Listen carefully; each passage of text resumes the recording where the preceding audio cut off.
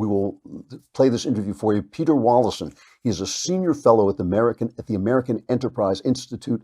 He was counsel to Vice President Nelson Rockefeller and White House counsel for President Ronald Reagan. He's the author of several books. His latest title is called Judicial Fortitude, The Last Chance to Rein in the Administrative State. And the reason I invited him on is because I find it's very difficult to get people to understand, even for me to understand, what exactly the administrative state is. He does an excellent job of clarifying the issues and defining them. So listen, please, to Peter Wallison. Peter Wallison, thank you so much for coming on. My pleasure, Andrew. Thanks very much for inviting me. Your book is called Judicial Fortitude, The Last Chance to Rein in the Administrative State. One of my big gripes with conservatives is we don't know how to name things. Like the left comes up with great things like racial profiling and objectifying women and they always have a great term for things, but we use the term administrative state and people don't really know what it even is. Can you describe what the administrative state is? Yes, of course. It's a term for all of the federal regulatory and other administrative agencies, starting with, say, the cabinet agencies like the Treasury Department or the State Department, all the way down through hundreds and hundreds of sub-agencies and offices and bureaus, and includes, of course, the independent agencies like the SEC and the FCC. But we're talking about hundreds and hundreds of federal government agencies. So all I ever hear when in left-wing media when they talk about this is, why would we ever want to attack these dedicated public servants who are serving our country? It all sounds very benign. What's the problem with the administrative state? Well, the problem is really very simple, and everyone should understand it, and that is we are living in a democratic republic. That is, the people are supposed to make the rules. That's the idea. They elect a Congress. They tell Congress what they want. Congress debates it. Congress passes laws. That's not what's happening with the administrative state. The agencies of the administrative state are making the rules that we are living under. In other words, the administrative state is inconsistent with a democratic republic. They are not supposed to be lawmakers. They are supposed to be administering the rules that are made by Congress.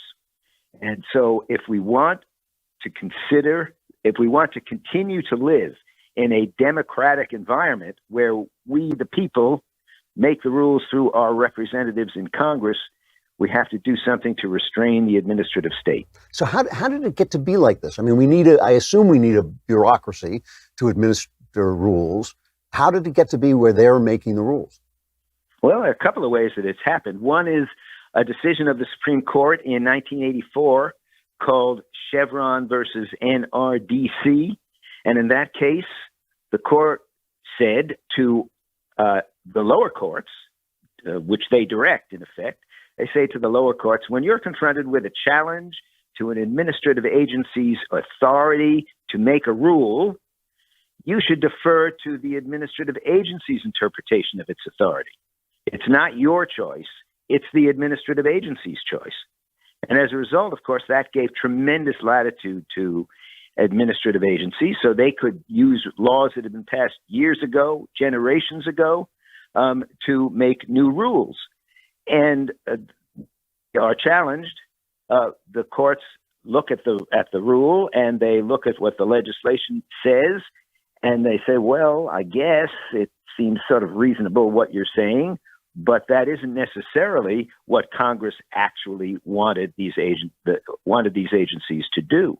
So my book is all full of examples of cases where agencies have gone well beyond what Congress could ever have considered authorizing them to do, and that's continuing on day after day and year after year. I should mention that each year, probably people don't know this, but each year since 1993, when people started actually to count, and every year more than 3,000 rules and regulations have come out of the agencies of the federal government. And that means more than 101,000 rules and regulations in 25 years. No one can possibly get his arms or his head around all of those regulations. Yet the American people are subject to each and every one of them. Can you give me an example of what you were talking about, of how the agency can interpret a law so that it actually changes the meaning of the law? Well, here's an example that I use in the book. Title IX of the Education Amendments of 1972. In there, the Congress said, if you, a school, are accepting money from the federal government, you have to make educational resources available to women as well as men on the same basis.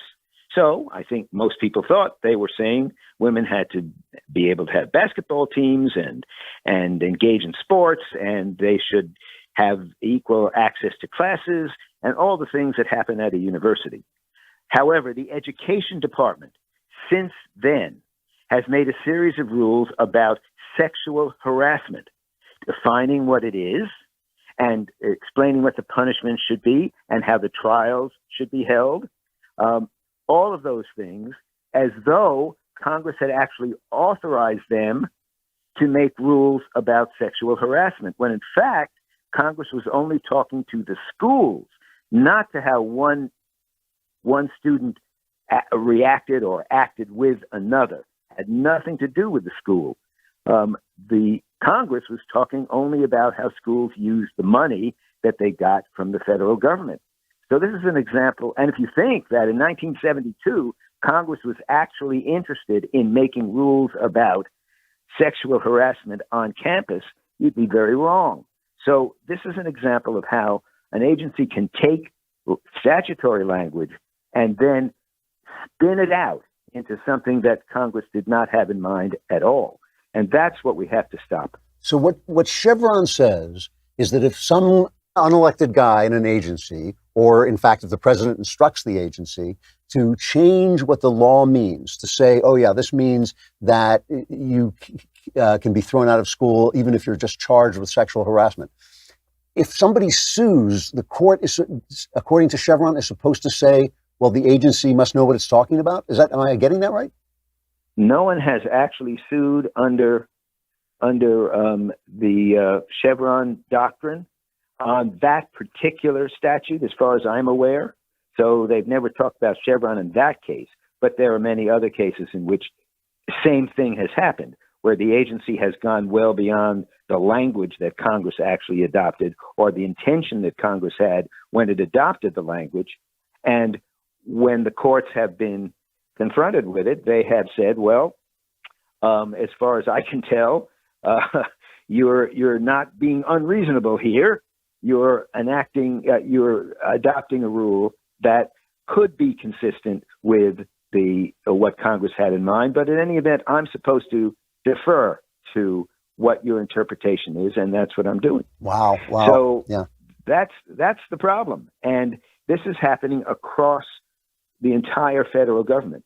And the only way to stop this from happening is to make sure that the courts look at what Congress did in terms of the language that it adopted, and they decide in the first instance whether the agency has that kind of power. Now, we're talking to Peter Wallison, the author of Judicial Fortitude, The Last Chance to Reign in the Administrative State. Now, Brett Kavanaugh is kind of famous for having a bit of a gripe about the administrative state. Do you have any hope that the Supreme Court will turn this around, maybe overturn Chevron? I have big hope that they do, and that's one of the reasons why I wrote the book, because it seemed to me that with Kavanaugh and Gorsuch, the two appointees of President Trump, we now have 5 people on the court who say that they are constitutionalists and believe in reading the Constitution and laws strictly. The book, in fact, is dedicated to Justice Thomas, who has been talking about this since he's been on the court and has been saying we have to get back to having the courts do judicial review of legislation, not having the agencies make a decision about what their powers are, but the courts in the first instance making those decisions. And so with 5 members of the court, I think who are this majority, this conservative majority, I do think it's entirely possible that they will at least deal with the Chevron rule. There are other things they have to do also, which are a lot tougher. but they will at least deal with the Chevron rule. You know what?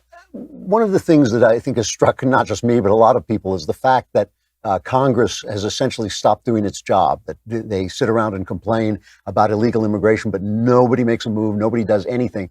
Is that connected to the administrative state? Have they lost, has Congress lost power because of this? Yes. Strangely enough, the framers thought Congress was going to be the most important of the three branches of the government. They now are the weakest by far. And one of the reasons for that is that they have found it very convenient to give up their authority to administrative agencies. That means they don't have to make the very difficult decisions that make their reelection difficult. And as a result of that, Congress is no longer in the game. I mean, they look to the president to tell them what they ought to do. Then they adopt very general language, in many cases, which empowers the agency to make all the decisions. And the people do not understand this. I mean, they do not yet grasp the fact that the rules are really being made by an unelected bureaucracy in Washington, D.C., when they think that actually Congress makes the rules. So here's a person who is complaining about a farm pond being subject to federal regulation by the EPA, and he's saying to his congressman or his senator, what's going on here? How did that happen? And the congressman says, well, I didn't do that. That was the administrative agency. Wow. Well, the fact is that Congress gave the agency the power to do that, but didn't tell anyone. What they told their constituents was, I've made a rule, I've endorsed a law now that will assure that our waters are pure in the future. And that's what the constituents hear. But the real tough decisions, who pays the cost, whose property is burdened by the rule, that is made by someone else who's unelected and unconnected to that whole process. That is amazing. So keeping your job in Congress by not doing your job, that is amazing, and you just cast it off. Yeah. So you call your book Judicial Fortitude the last chance to rein in the administrative state. What do you want to see happen? Well, I think the answer is the courts. And the reason it's the last chance is that Congress is going to be unable to do anything about it. Can the president do something about it? My answer to that is no also. When you're dealing with more than 3,000 rules every year, there isn't any way that the president or his staff is able to review each of those rules and make sure they are consistent with the policy that this particular president wants to pursue. So it can't be done by the president. It can't be done by Congress for the reasons we've already discussed. So what's left? That's the judiciary. And the reason that the book is called Judicial Fortitude is that it is following language by Alexander Hamilton in one of the Federalist Papers, Federalist 78, in which he said that we, the framers of this Constitution, have given the judiciary lifetime appointments. And why? Because they need the fortitude to stand up to the power of the elected branches, by which he meant, of course, Congress and the president. So this is a responsibility of the courts. They are supposed to be policing the line between legislation, which is supposed to be done by Congress and only by Congress, and just simple administration, which is supposed to be done by the executive branch. But they have not, in 200 years, effectively done that. So what I am doing is saying, you have this responsibility, folks, get to it. And what you want from them, aside from obviously overturning Chevron, you want them to say that laws are made by Congress. You want them to essentially to define what an administrative agency does, I guess. Exactly. And they haven't done that, and they can do it. But it's going to be hard work. Yeah. It's going to be as difficult for them as it is for Congress to sit down together and make the tough decisions that Congress is supposed to make. But the courts have to do that. And the Supreme Court is equipped, with the people they have on it now, it's equipped to do that. What they have to realize is that they need the fortitude to go ahead, even though there will be tremendous blowback from the people who like what the administrative state is doing. The Supreme Court has to stand up to that. And And what it will do is reestablish our democracy, because that will mean that the major decisions for society will have to go back to Congress. They'll have to fight them out on the floor of the Congress and adopt legislation that is specifically intended to give administrative agencies only administrative power and not the power to make the laws. Really interesting. Peter Wallison, author of Judicial Fortitude, The Last Chance to Reign in the Administrative State. Thank you so much for coming on. That was really informative. I appreciate it. My pleasure, Andrew. Thanks very much for inviting me. Thanks. That was the clearest explanation of Chevron I've ever heard. I actually finally got what he was talking about with that.